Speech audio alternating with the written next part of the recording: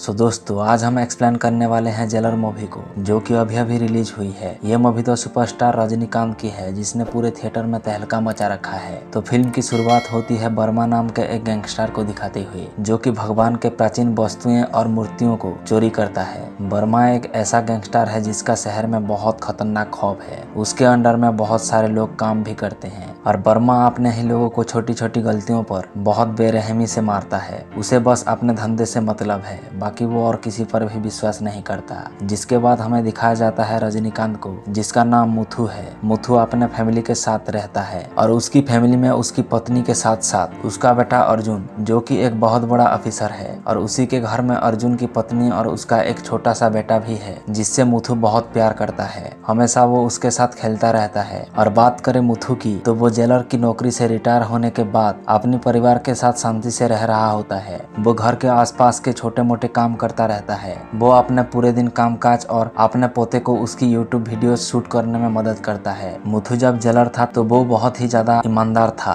और वो अपने बेटे को भी उसी के रास्ते चलना सिखाया है, और अर्जुन भी उसी रास्ते में चल रहा है, यानी कि ईमानदार और सच्चा ऑफिसर बनकर। कुछ दिनों के बाद अर्जुन जो है वो एक नीलेश नाम का आदमी से बात करने के लिए पहुंचता है। दरअसल उसे मूर्तियां चोरी होने की केस मिली है, इसीलिए वो उसे बात करने के लिए पहुंचता है। लेकिन नीलेश उसे कहता है कि मुझे इसके बारे में कुछ भी पता नहीं है। लेकिन अर्जुन जो है इस केस के पीछे 5 सालों से पड़ा है। तब नीलेश उसे कहता है कि तुझे मेरे पास नहीं आना चाहिए था, क्योंकि मैंने तेरे पिता को किडनैप कर लिया है और आज के बाद इस केस के पीछे मत आना। लेकिन तभी अर्जुन उसे कहता है कि तुमने गलत आदमी को किडनैप किया है, और अगर बचना चाहते हो तो जल्दी से अपने आदमियों को फोन करके पूछ लो कि कौन कौन बचा है। तभी नीलेश उसका आदमी को फोन करता है, तो वहाँ पर मुथु फोन रिसीव करता है। वो उसे कहता है सभी लोग सो गए हैं, इसीलिए वो यहाँ से जा रहा है। यहाँ पर नीलेश बहुत अच्छे से समझ चुका था कि मुथु ने सबको मार दिया है, और यहाँ पर अर्जुन को भी बहुत खतरनाक गुस्सा आ चुका था। इसीलिए यहाँ पर नीलेश को 3rd डिग्री देना शुरू कर देता है और मूर्तियों के बारे में पता करना शुरू कर देता है। अब आगे हम मुथु को देखते हैं, जो कि अपने बेटे अर्जुन को हमेशा कुछ न कुछ अच्छी सीख देता रहता है और हमेशा ईमानदार रहने को कहता है। तो अर्जुन भी उनकी बातों को अच्छे से सुनता है और उनकी बताई हुई बातों को फॉलो करता है। जिसके बाद हम देखते हैं कि मुथु जो है वो एक दिन सब्जी मार्केट से वापस लौट रहा था। तभी अचानक से एक पांडु नाम का आदमी जो है वो उन्हें कार से बचाता है और कहता है कि अगली बार अगर मेरे कार के सामने आए तो मैं ठोक दूंगा। अब कुछ दिनों के बाद यहाँ पर मुथु को पता चलता है कि उनका बेटा अर्जुन गायब है और कल रात से घर पर नहीं आया है। उन्हें ऐसा लगता है कि शायद अर्जुन किसी जरूरी काम में बाहर गया होगा, इसीलिए शायद घर पर नहीं आया है। लेकिन यहाँ पर कुछ दिनों के बाद मुथु को ये कंफर्म हो जाता है कि कुछ ना कुछ गड़बड़ हुआ है, इसीलिए वो सबसे पहले नीलेश के पास जाने का फैसला करता है। बाहर वो पांडु को देखता है। इसके बाद पांडु के कार में वो बैठकर नीलेश के पास जाता है। वो उसे अर्जुन के बारे में पूछता है, लेकिन नीलेश यहाँ पर ठीक तरह से बात नहीं कर रहा था। तब मुथु को यहाँ पर अपना जेलर मूड में आना पड़ता है और नीलेश का काम तमाम कर देता है, यानी कि उसे वो मार देता है। जिसके बाद नीलेश की लाश को एक पैकेट में पैक करके उसे अपने साथ ले आता है और एक नदी में फेंक देते हैं। उनके साथ पांडु भी था, लेकिन पांडु को ऐसा लगा था कि उस पैकेट में कुछ कचरा होगा, इसीलिए वो उसे फेंकने में मदद करता है। लेकिन बाद में उसे पता चलता है कि उस पैकेट में लाश थी। तब यहाँ पर मुथु उसे कहता है, अब अगर तुमने मुंह खोला तो मैं तो फंसूंगा ही, साथ में तुम्हें भी फंसाऊंगा। आगे हम देखते हैं वर्मा को। यहाँ पर वर्मा को मालूम चला है कि नीलेश की मौत हो चुकी है, और यहाँ पर हमें पता चलता है कि दरअसल नीलेश जो है वर्मा के लिए काम करता था। इसीलिए वर्मा जल्द ही जेलर को फोन करता है, क्योंकि उसे मालूम है ये किसने किया है। यहाँ पर वर्मा मुथु से कहता है कि वो उसे जान से मार देगा, क्योंकि नीलेश उसके लिए काम करता था और वो उसका बहुत ही खास आदमी था। वर्मा मुथु से कहता है कि नीलेश मेरी फैमिली की तरह था, दम है तो वो अपनी फैमिली को बचाए। जिस पर कि मुथु उसे कहता है कि ये मेरे लिए बहुत ही मामूली बात है, और मुथु जो है वो बहुत ही टेंशन में आ जाता है। इस बात को लेकर नहीं कि वर्मा उनके ऊपर अटैक करने वाला है, बल्कि इस बात को लेकर कि अर्जुन जिंदा है या फिर उसकी मौत हो चुकी है। जिसके बाद मुथु बाहर देखता है कि उसके घर के बाहर कुछ लोग घूम रहे हैं। तब यहाँ पर मुथु इनके पीछे जाता है और बीच रास्ते में उन दोनों को भी मार देता है। वर्मा को ये खबर लग चुकी थी कि जो 2 आदमी को जेलर के पीछे भेजा था, तभी अगले दिन फिर से उनके पीछे तलवार ली हुई एक आदमी को भेजता है और उसके पोते को मारने के लिए कहता है। लेकिन यहाँ पर भी जेलर अपने पोते को बचा लेता है, क्योंकि वो इन कामों में माहिर है।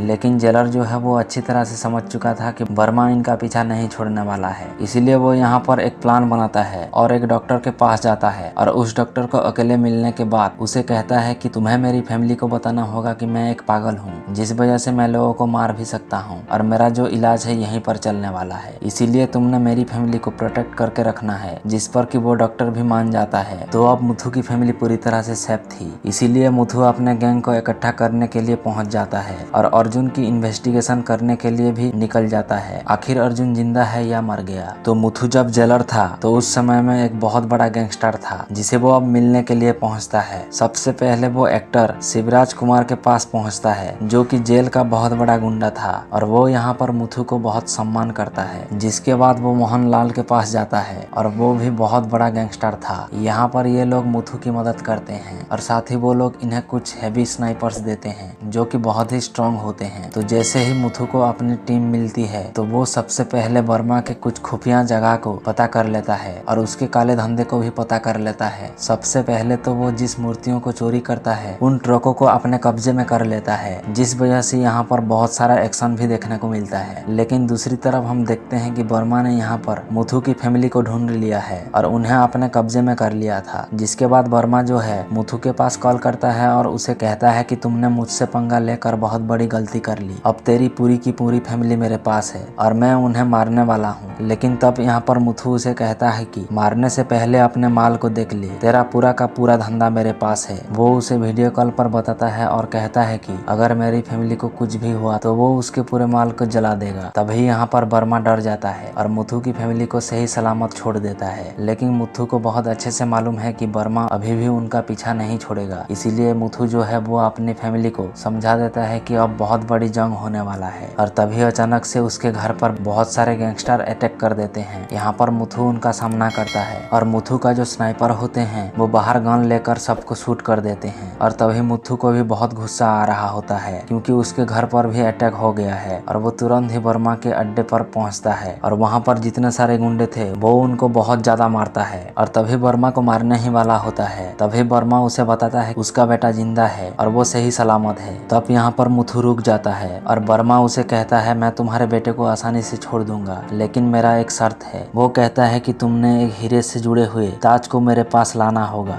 जहाँ पर पहुँचना बहुत ही ज्यादा मुश्किल है, और अगर तुमने ये काम कर दिया तो मैं तुम्हारे बेटे को सही सलामत छोड़ दूंगा। मुथु उस ताज को चुराने की तैयारी करता है और उस ताज के बारे में फिल्म मेकर के पास जाता है क्योंकि इसके बारे में फिल्म मेकर को बहुत अच्छे से पता है। लेकिन उस ताज को हाईटेक जगह पर रखा गया है, इसीलिए वो लोग वहाँ पर फिल्म की शूटिंग करने का प्लान बनाते हैं। तो मुथु यहाँ पर उसे चुराने का तगड़ा प्लान बना रहा होता है। दूसरी तरफ वर्मा जो है वो इस काम को पूरे होते ही मुथु को मारने की प्लान बनाता है, इसीलिए वो एक बहुत बड़ा गैंगस्टर के पास कॉल करता है जो कि और कोई नहीं बल्कि जैकी श्रॉफ होते हैं। लेकिन यहाँ पर जब जैकी श्रॉफ जेलर का नाम सुनता है तो वो उसे मुथु का फ्लैशबैक की स्टोरी सुनाता है। वो उसे कहता है कि जेलर में बहुत बड़े बड़े गैंगस्टर थे, लेकिन जब जेलर की एंट्री होती थी तो पूरे के पूरे गैंगस्टर उसे देखकर हिल जाते थे, इसीलिए तेरी भलाई इसमें है कि तू जेलर का पीछा छोड़ दे। तो दूसरी तरफ हम देखते हैं कि मुथु ने उस ताज को चुरा लिया था। वो उस ताज को चुराने के बाद बर्मा के हवाले कर देता है और बर्मा इसके बदले में उसके बेटे अर्जुन को छोड़ देता है और मुथु अपने बेटे को अपने साथ ले आता है। और कुछ दिनों के बाद अर्जुन जो है वापस बर्मा के पास जाता है और यहाँ पर हमें पता चलता है कि दरअसल में बर्मा और अर्जुन की ये बहुत दिनों से प्लान थी, क्योंकि उन्हें मालूम था कि इस ताज को खुद तो वो अपने कब्जे में नहीं कर सकते थे, इसे सिर्फ मुथु ही निकाल सकता था, इसीलिए मुथु को एक माध्यम बनाते हैं। लेकिन हाल ही में बर्मा को पता चला है कि ये ताज नकली है, इसीलिए बर्मा को ऐसा लगा कि अर्जुन ही उसे धोखा दिया है, इसीलिए वो उन्हें मारने लगता है। लेकिन यहाँ पर मुथु की एंट्री हो जाती है और मुथु जो है सभी गुंडों को बहुत बेरहमी से मारता है और बर्मा को भी मार देता है। इसके बाद अर्जुन को अपने साथ ले जाता है। आखिर मुथु अर्जुन को समझाता है कि तुमने जो किया बहुत गलत किया, लेकिन अब तेरे पास सरेंडर करने का एक मौका है, इसीलिए तू खुद को सरेंडर कर दे। लेकिन अर्जुन ये बात नहीं मानता है और बदले में मुथु को मारने की कोशिश करता है। तब पीछे से मुथु की स्नाइपर अर्जुन को मार देते हैं। तो चाहे फिर बेटा हो या कोई और हो, जेलर के कानून सब पर लागू होते हैं। तो दोस्तों ये कहानी यहीं पर खत्म होती है। उम्मीद करता हूँ कि ये कहानी आपको पसंद आई होगी। अगर पसंद आई है तो वीडियो को like, comment, share and subscribe जरूर कीजिएगा ताकि आप लोगों को ऐसे ही नई फिल्म की कहानी सुनने को मिले।